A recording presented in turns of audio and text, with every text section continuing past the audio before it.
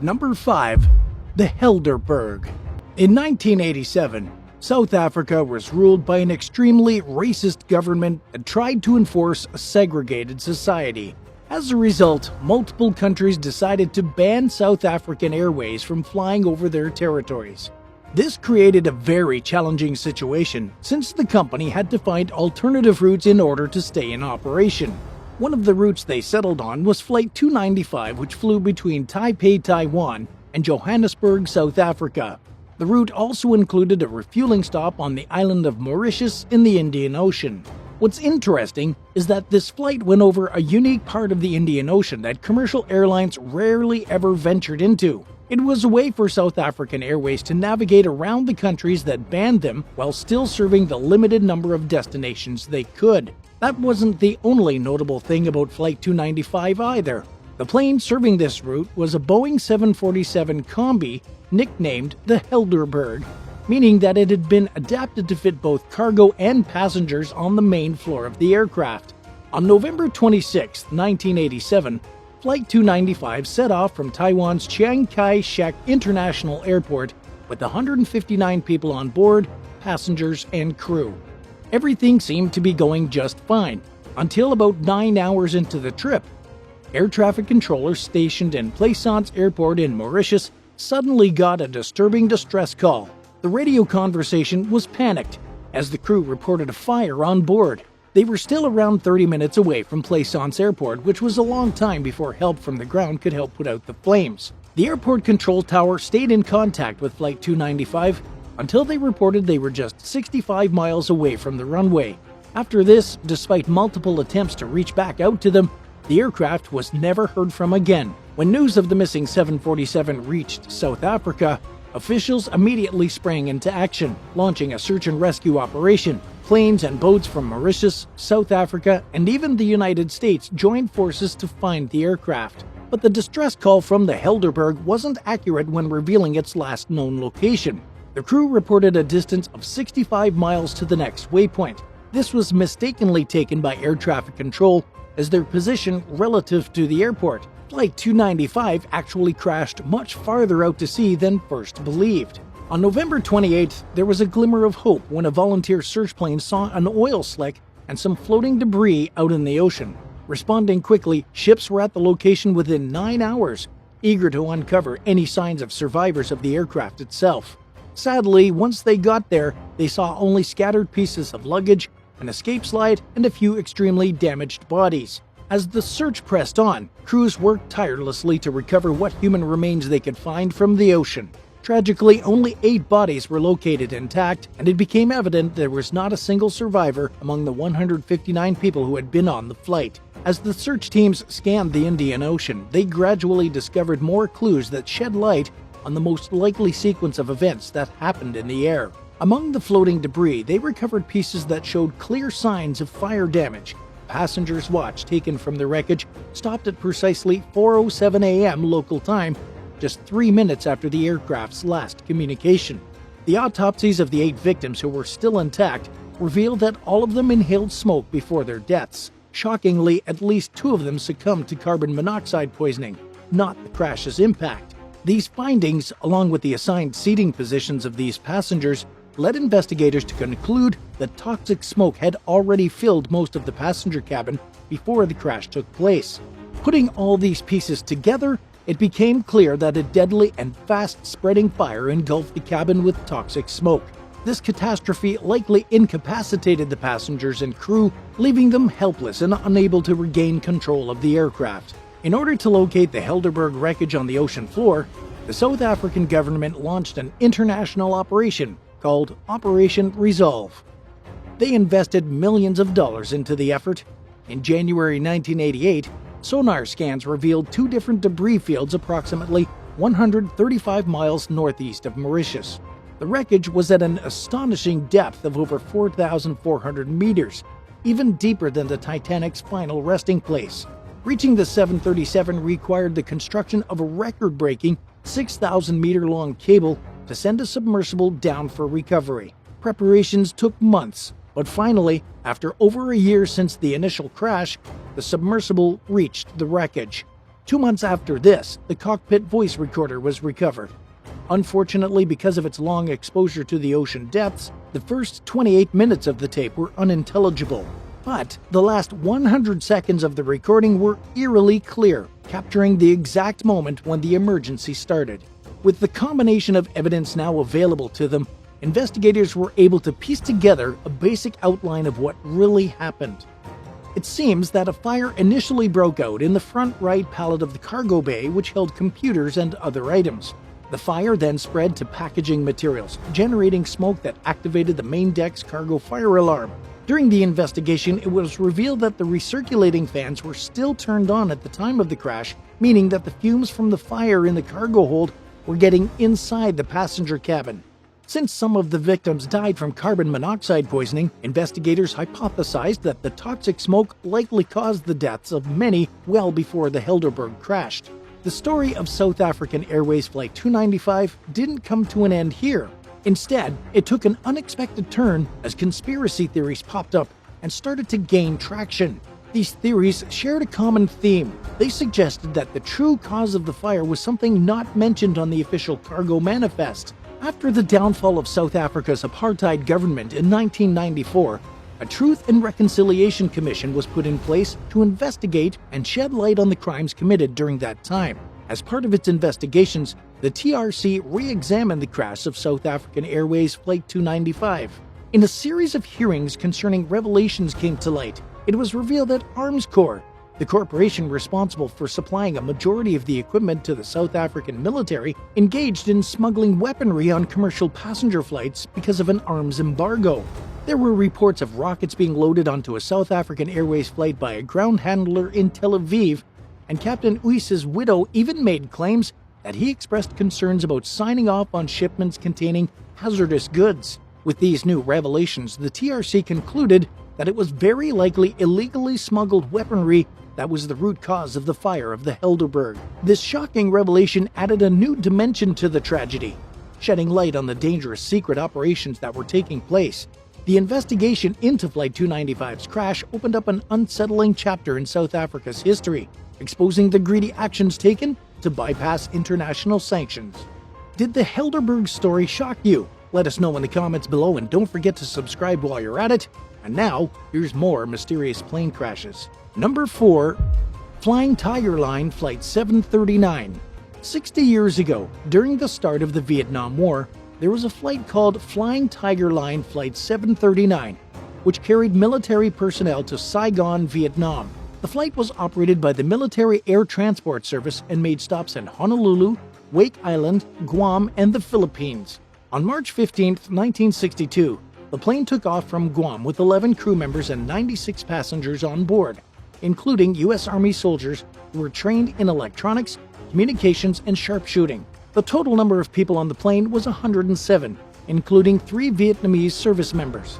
It's believed that those on board were selected for a special top-secret mission, since one of the passengers, Donald Sargent, was supposedly called back into military service by then-President John F. Kennedy.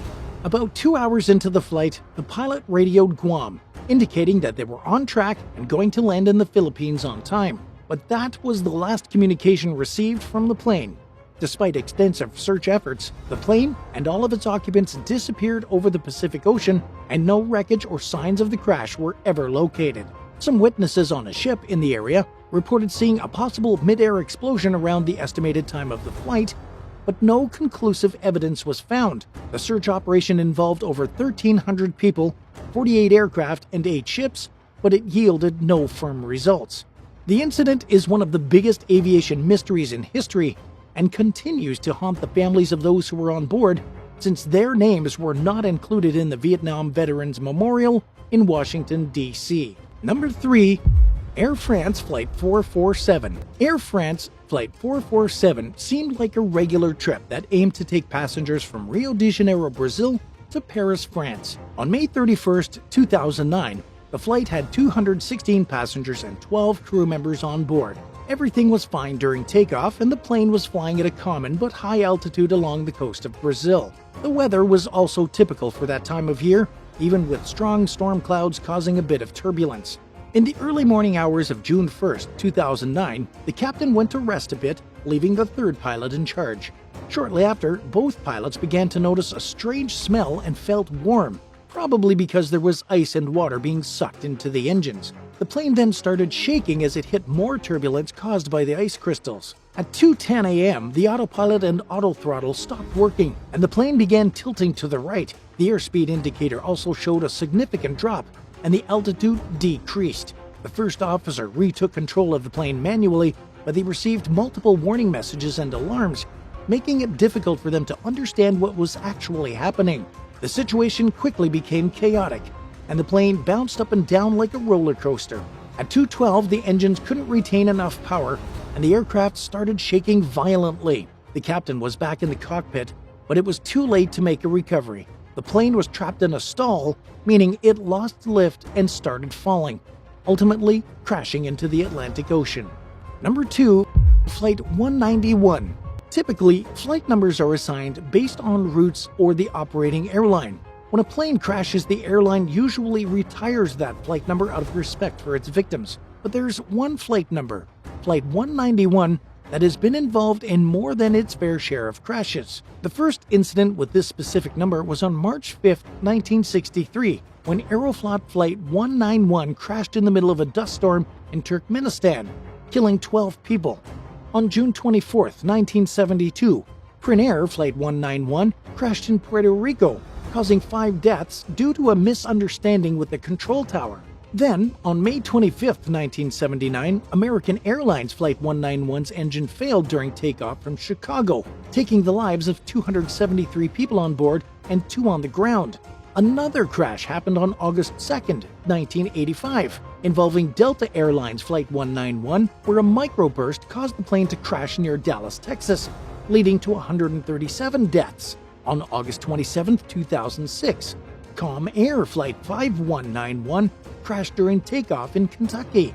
The last known incident was on March 27, 2012, when JetBlue Airways Flight 191's captain was behaving erratically mid-flight. Luckily, the first officer managed to land the plane safely and no one was hurt. Although some people believe in the curse of Flight 191, it's likely just a terrifying coincidence. United Airlines and Spirit Airlines are the only ones still currently using flight number 191. So far, a combined total of 477 lives have been lost in these incidents. And at number 1, MH370. On March 8, 2014, Malaysia Airlines flight MH370, a Boeing 777, took off from its scheduled flight. But approximately 42 minutes after midnight, the plane veered off its intended path and vanished off radar. This incident triggered a mystery that captured the world's attention. Before its disappearance, the flight operated normally for 40 minutes.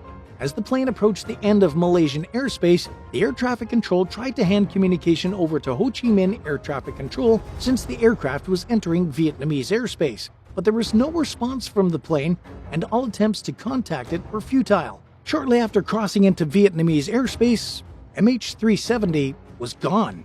The sudden loss of contact left Malaysian controllers and the airline confused and worried, while the loved ones of passengers anxiously awaited their arrival in Beijing, unaware of the tragedy unfolding. The incident sparked intense global interest, a massive search and rescue operation across the Indian Ocean, and conspiracy theories. According to one well-supported theory, based on data from a geostationary Indian Ocean satellite, the plane kept flying for several hours, heading south until it exhausted its fuel reserves. It's believed that someone, possibly the pilot, intentionally depressurized the cabin, incapacitating everyone on board before the plane crashed into the Indian Ocean, somewhere between Australia and Antarctica. This assumption finds backing from aviation experts, scientists, and Australian investigators who dedicated years to looking for MH370 in a remote section of the Indian Ocean. Not only that, but it was revealed later on that the pilot, Zahari Ahmad Shah, plotted out similar routes to the supposed course of the flight on an at-home flight simulator, suggesting that the crash was intentional. Even so, the official Malaysian accident report released in July of 2018 did not conclusively confirm this theory and left open the possibility of unlawful interference by a third party. There were other beliefs that floated about from several sources. One suggested that Russian agents hijacked the plane, gaining access through a hatch in the first-class cabin's electronic bay to divert attention away from the Crimean War. Another suggested that the US military probably shot the plane down over the South China Sea to stop some mysterious cargo from reaching China.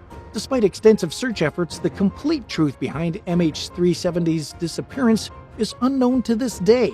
This mysterious vanishing act has left the world still questioning, and it continues to be the subject of discussion among aviation experts, researchers, and the public. Number 5. The USS Massachusetts.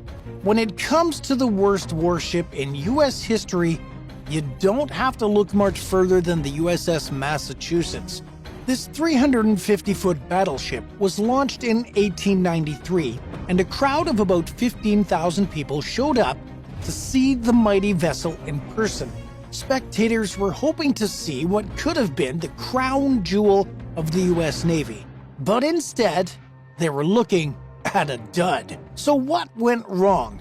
The Massachusetts was built during a time when the United States wanted to upgrade their naval fleet. In order to be a major power, you need the best weapons. So a major request was submitted to Congress in 1890 to build 35 warships, but the price tag was a whopping $300 million. That's roughly $6 billion in today's currency. Congress wasn't all that interested in spending so much money on a fleet. Some members didn't like the plan because the warships were seen as weapons to be used in future international issues. There were a few members of Congress who wanted the US to be an isolationist country. A compromise was eventually reached, and they decided to build 3 battleships at just $4 million each. The Massachusetts was one of the 3 ships. Also, they made a huge mistake. Instead of hiring engineers to design the ship, they asked a committee to make plans for the Massachusetts. Their basic idea was to build a ship with too many guns and way too much armor.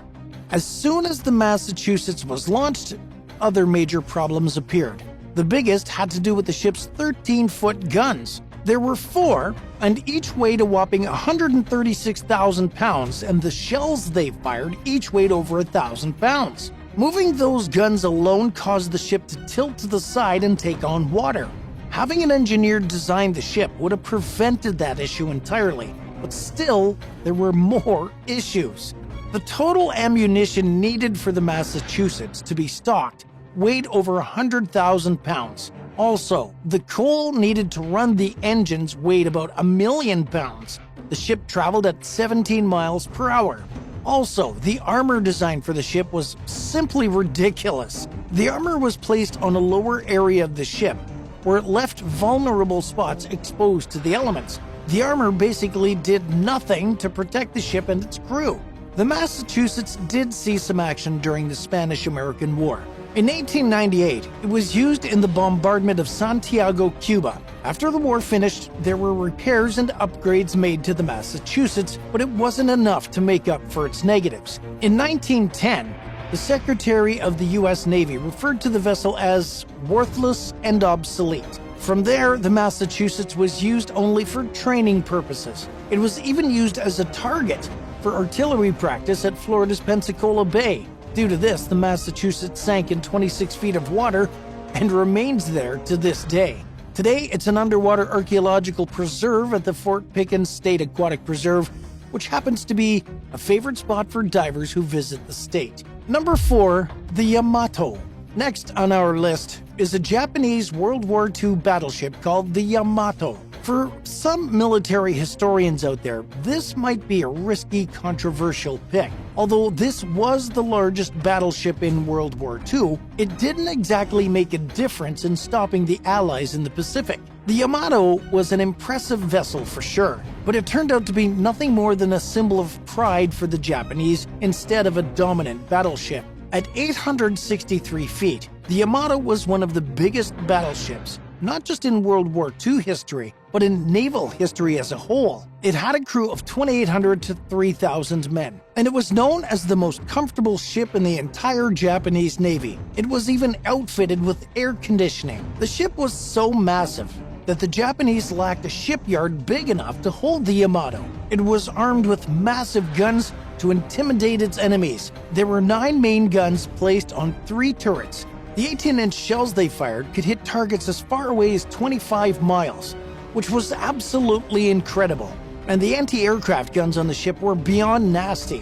When fired, a timed fuse in the shell was triggered. The shell would then explode in the airspace, filling it with flaming, burning steel and sharp shrapnel. The Yamato was also heavily armored. Those that sailed on it claimed that the ship didn't have any pitch or roll thanks to its armor. Sailors felt as they were standing on solid ground while at sea. Also, the ship could move at 27 knots or at about 31 miles per hour. While the Yamato looked the part of a major battleship, it did almost nothing when it came to naval battles in the Pacific Theater. In 1942, the Yamato became the flagship for the combined fleet under the command of Japan's Admiral Isoroku Yamamoto. But on 1943's Christmas Day, the submarine USS Skate, which was patrolling the waters off Truk Atoll in the Caroline Islands, successfully fired a torpedo at the Yamato, hit it, and did damage. The ship was down, but not completely out. So after repairs, the Yamato was flung into action in the Philippines under the command of a new admiral, Takeo Kurita. The Yamato was used in the Battle of Samar near the Philippines in October 1944. There it saw its first action and was responsible for sinking a ship. But torpedoes were fired at the Yamato and it had to steer away from the fighting. It did not return. The final voyage of the Yamato took place in April 1945, when it was attacked by several American aircraft. Bombs and torpedoes hit the vessel, and they inflicted a great deal of damage. Some of the damage led to the ammunition stored on the Yamato to ignite, which sealed the fate of the ship in history. What is your favorite battleship? Tell us in the comments below, and if you haven't yet, be sure to subscribe to the channel. Number 3, the Bismarck. The Bismarck was essentially Nazi Germany's pride and joy battleship. It was officially launched in 1939 and was supposed to be one of their most feared weapons. The Bismarck was heavily clad and had impressive firepower. It was the first battleship built by Germany since the First World War. It measured over 800 feet and had a crew of over 2,000 officers and enlisted men.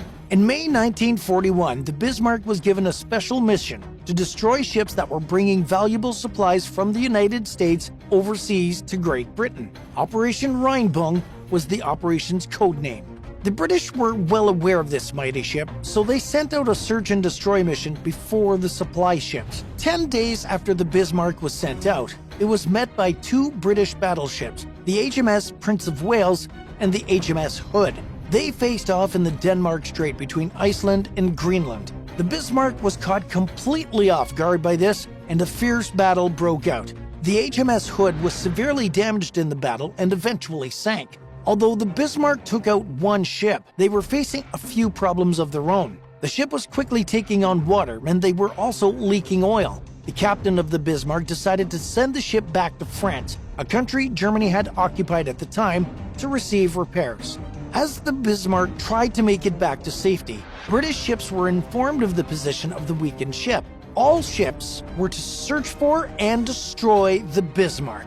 The British sent in multiple bomber planes as well, and the Bismarck was soon attacked. The HMS Dorsetshire delivered a knockout punch by firing 2 torpedoes. The Bismarck was hit, and the ship sank, taking the lives of the 2,000 crew members. The mighty German vessel was at sea for just 10 days when it sank into the depths of the Atlantic Ocean. The wreckage of the Bismarck was rediscovered in 1989, about 400 miles off the coast of the city of Brest in France. The Bismarck's final resting place is 15,700 feet below the surface. The mighty ship lasted only a few days at sea, and it took 48 years for the wreckage to be located. Number 2, the Vasa. The Vasa was built during the 17th century and was meant to be the greatest ship in the Swedish Navy. But it turned into an infamous ship that failed to live up to its expectations. The The story of the Vasa sounds unbelievable, but it's completely true. King Gustav II, Adolf of Sweden, ordered the construction of the ship around 1624. During his reign, Sweden was involved in 3 bloody wars. They were fighting Russia, Denmark, and Poland-Lithuania. King Gustav wanted Sweden to be a major world power, so he ordered 4 more ships to be built. One of them was the Vasa. It was designed to be the most powerful warship on Earth. Gustav was the king who thought outside of the box when developing the Vasa. He understood the importance of artillery. During the time period, the main naval strategy was to board an enemy ship and capture it. Gustav knew battles on the seas would soon be artillery duels, so he wanted his fleet to be armed with the biggest and the best guns out there. The Vasa's construction was in trouble in 1626, when master shipbuilder Henrik Heibertsen walked away from the project thanks to an illness. He died a year later. Work eventually continued, and the ship was finally launched in 1627. In the end, the Vasa was a 226-foot ship that was supposed to be the most feared ship on the seas. It was also intricately decorated. Beautiful wooden carvings on the ship depicted stories about the Swedish royal family, especially King Gustav. The Vasa had an astounding 64 cannons, and her maiden voyage was scheduled for the 10th of August, 1628. The ship was tested before this, though, and there was trouble. An admiral was called to the ship by one of the men in charge of construction to witness the test. 30 men were supposed to run back and forth on the deck of the Vasa during the test. When they did, the ship rolled. The admiral quickly ordered the men to stop running because he feared it would sink. Despite these issues, the Vasa was still ordered to set sail on the 10th of August, 1628. It was a voyage few would forget. The maiden voyage of the Vasa was pretty short. How short exactly? The ship sailed less than a mile before tragedy hit. High winds caused the ship to tilt to the left side, and water rushed into the open gun ports. It sank, and that was all she wrote for the Vasa. So what went wrong? In the end, the project was doomed because there was more of an emphasis on firepower and design than actual seaworthiness. The 64 cannons were too much for the ship to handle, and the weight couldn't be properly supported while on the seas. King Gustav was furious about the sinking, so an inquiry was made. The surviving officers and crew were questioned, and the shipbuilders were also investigated. In the end, no one was found completely guilty. But some put the blame on the master shipbuilder Henrik Heibertsen, who'd passed away. Salvaging attempts were made but failed. The Vasa was finally brought up for the world to see in 1961, and just 1 year later, the public had a chance to see it in person. The Vasa is currently on exhibit today at a Swedish museum dedicated to the famed ship. And at number 1, German U-boat 1206. U-boats, or underwater boats, were German submarines used during both World War I and World War II. During World War II, Nazi Germany built about 1,162 U-boats, and 785 of them were destroyed. One U-boat had an interesting fate, and it's one that will leave you stunned. This is the story of U-boat 1206. Towards the end of World War II, Nazi Germany launched U-boat 1206. It was a state-of-the-art ship that could sink enemy vessels and evade detection by enemies. Another key feature of the U-boat was its inclusion of toilets. Submarines at the time used a septic system for storing human waste. The designers of U-boat 1206 decided to use a high-pressure system that would eject the waste out into the ocean water. With the septic tanks removed from the U-boat, there was more space suitable for storage or equipment. On April 14, 1945, the U-boat was submerged and was on day 9 of its first mission. That's when the captain decided to use the restroom. It turned out to be a trip that doomed the whole crew. The captain quickly discovered that the high-pressure toilet system did not work properly. The captain did not know how to use the flush mechanism on the toilet, so he asked for help. The person who came to his aid accidentally turned the wrong valve, and the submarine then started to fill up with both water and human waste. This was already bad enough, and things, well, they were about to get worse. The water started leaking into the battery compartment of the submarine. This caused toxic chlorine gas to also be released. The captain had no choice but to get U-boat 1206 to the water's surface. Once they hit the surface, the captain and crew faced a new problem. A British military plane spotted them and quickly opened fire. There was no choice but to abandon ship altogether. The captain made sure the equipment on board was destroyed in case the U-boat was ever captured by the British. The U-boat sank, and in 2012, a diving crew explored the wreckage. The U-boat seemed to be in relatively good condition. Sometimes, bigger is not actually better. And this was a hard lesson learned by many countries trying to develop intimidating warships. Ego and ignorance are typically a dangerous mix. 8. Michael Packard. The idea of being swallowed by a whale seems more appropriate for fictional stories like Moby Dick than it does for a true life story. But it does really happen, as one unlucky diver from Provincetown, Massachusetts learned in June of 2021. As a licensed commercial diver, Michael Packard catches crabs that are hard to capture in nets by hand-picking them from cracks and crevices along the ocean floor. He was about 10 feet from the bottom during a morning dive off Herring Cove Beach when his surroundings suddenly went black. Packard realized he was in the mouth of a large creature when he felt the animal squeezing him with its mouth muscles.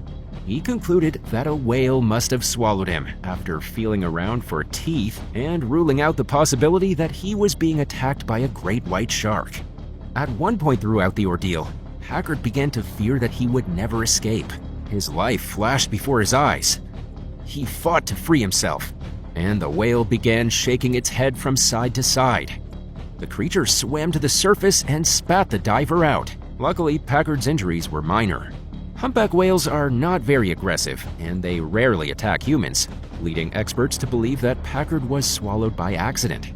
The species feeds by expanding its mouth, which blocks its vision, further suggesting that the whale didn't mean to eat Packard.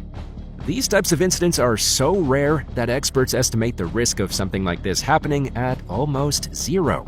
7. Nicholas Mevoli. In 2013, American freediver Nicholas Mevoli attempted to break the 72-meter world record for the deepest dive on a single breath of air, with no fins or oxygen. The competition was held in a water-filled sinkhole in the Bahamas, known as Dean's Blue Hole. Mevoli reached an astounding depth of 68 meters before he began to struggle. The 32-year-old appeared to turn toward the surface before changing his mind and diving back toward the seafloor. His fellow professional divers were noticeably uneasy about the dangerous decision. If Mevoli completed the dive, it would have been his second American record. After 3 minutes and 38 seconds underwater, he managed to surface. But he was unable to complete the final step of marking the achievement by stating out loud that he was okay.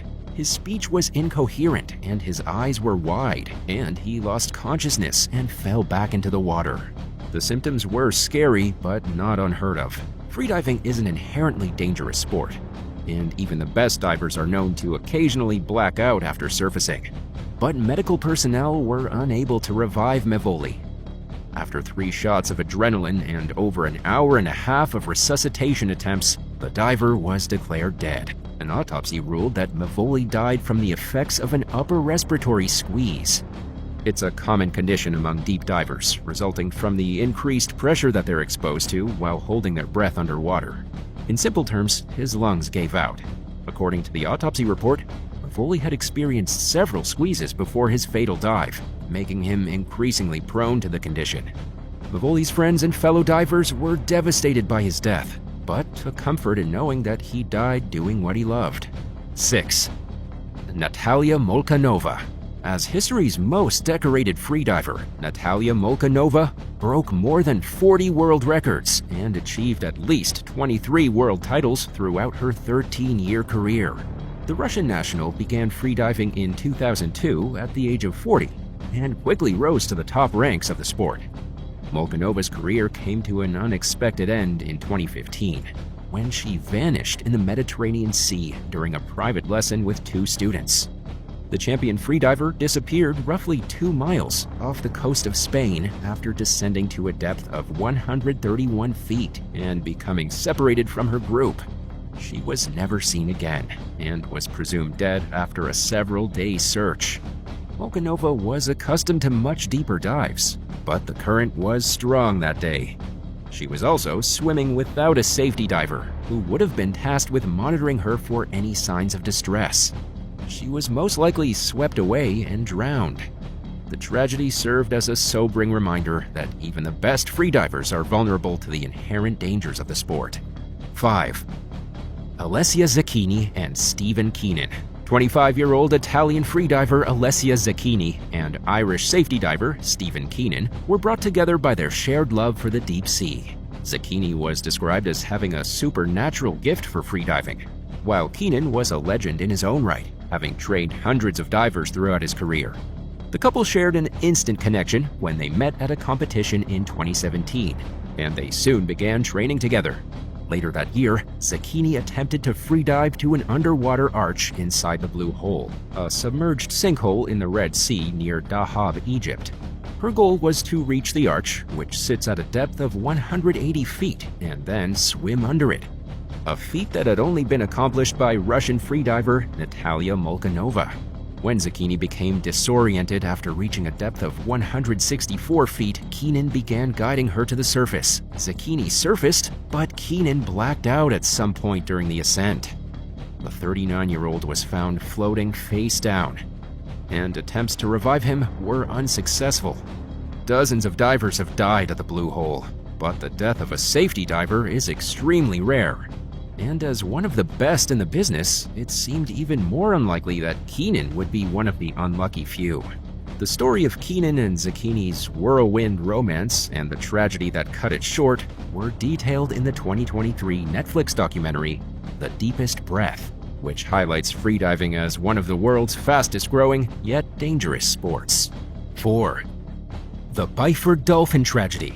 Offshore oil and gas operations are maintained by professional deep-sea divers called saturation divers, who descend to extreme depths that often exceed 50 meters.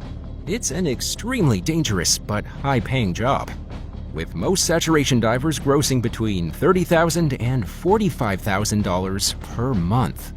To avoid a potentially fatal case of decompression sickness, also known as the bends, divers have to be extremely careful while returning to the surface. The high-pressure deep-sea environment causes nitrogen to dissolve into a person's blood and tissue. When a diver surfaces too quickly, the nitrogen erupts into gas bubbles, causing excruciating pain and other symptoms that can result in death.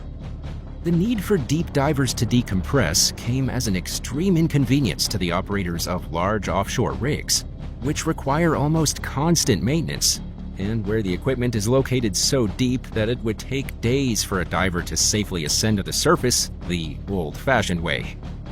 During the 1950s, the U.S. Navy developed high-pressure chambers as an alternative to the need for divers to constantly descend and resurface. Saturation divers spend up to 28 days at a time living in these underwater structures, where the interior is kept at the same pressure as the water surrounding it.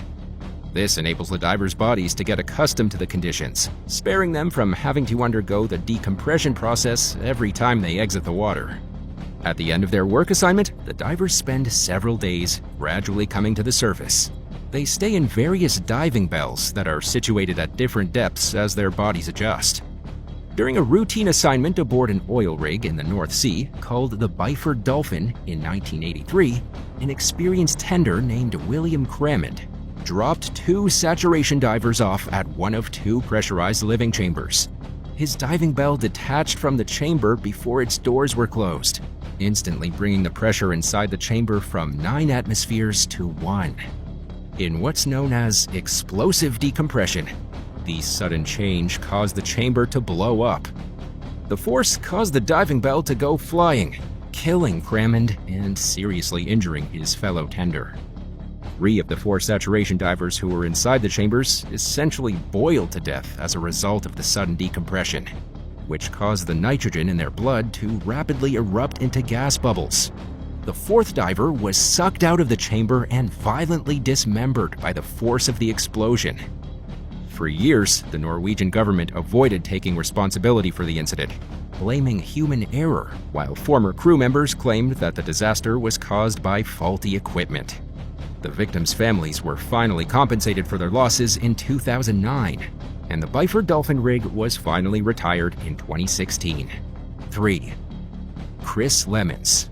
While working in the North Sea as a saturation diver in 2012, Scottish national Chris Lemons and 2 colleagues descended to a depth of 300 feet in a diving bell to repair an oil pipe along the seabed. The trio were in the middle of fixing the pipe when they heard an alarm going off in the diving control vessel, who they were in constant communication with throughout the repair.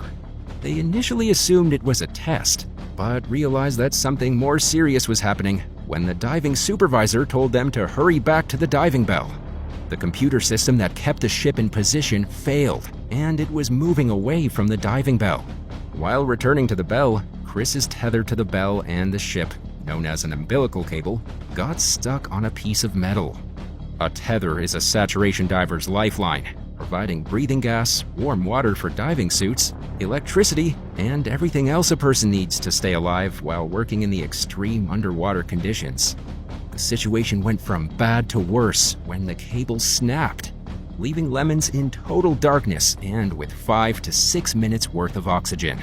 After being thrown to the seafloor by the force of the snapping cable, he had to feel his way around until he found the structure that the crew had been working on. By the time Chris climbed back onto the structure, the diving bell was gone. With barely any oxygen left, he accepted his fate and blacked out. Chris's colleagues, who had safely made it back to the diving bell, searched frantically for the missing diver. They found him 35 minutes later and assumed he was dead, but were shocked when they managed to revive him with just 2 breaths of air. By some miracle, Chris had managed to avoid death and brain damage. It's unclear how he managed to survive what seemed like the impossible, but he believes that the water's frigid temps caused his body functions to slow down enough for his emergency oxygen supply to last much longer than it otherwise would have.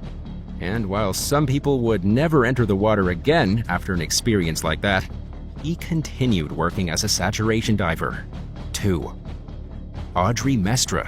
Audrey Mestre began training as a freediver after she met and began dating Cuban freediver Francisco Pippin Ferreras in 1996. The couple tied the knot 3 years later, and in 2000, Audrey broke the female world record by freediving to a depth of 410 feet. She set the record again the following year, when she reached a depth of 427 feet on a single breath. In 2002, Audrey's record was superseded by freediver Tanya Streeter, who set the record for both men and women with a 525-foot dive. A few weeks later, Audrey set out to retake the #1 place.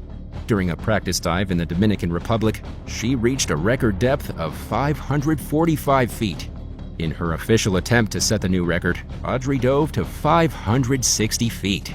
After reaching her goal, she attempted to deploy a lift bag that would fill with air and quickly carry her to the surface. But her air cylinder was empty, and she soon became unconscious. By the time safety divers got the young woman to the surface, she was clinging to life and barely had a pulse. She never regained consciousness and died in the hospital. Ferreras was heavily criticized for organizing his wife's record attempt, which was underfunded, hastily carried out, and lacking proper equipment and safety protocols. But Audrey's death was ruled accidental, and there's no evidence to suggest that any foul play was involved. 1. Dreyer and Shaw. South African scuba diver Dreyer jumped at the opportunity to explore a deep-water cave known as Bushman's Hole in 1994.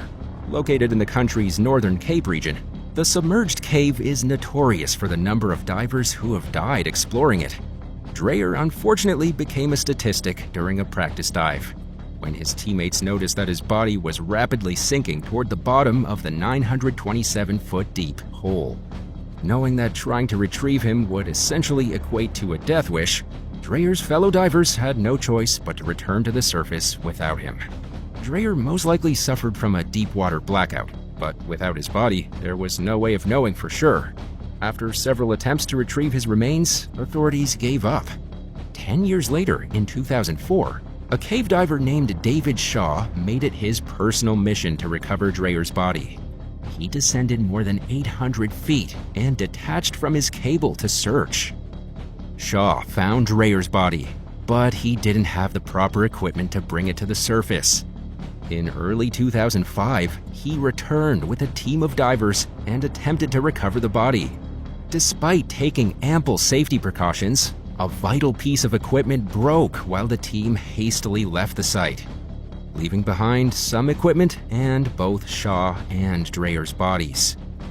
When they returned for the equipment, they discovered that both bodies had floated up near the surface. The remains of both men were recovered, marking the sad end to Shaw's ill-fated recovery effort. Thanks for watching. Do you have any crazy diving stories of your own? Tell us about them in the comments below, and remember to subscribe. See you next time. Bye.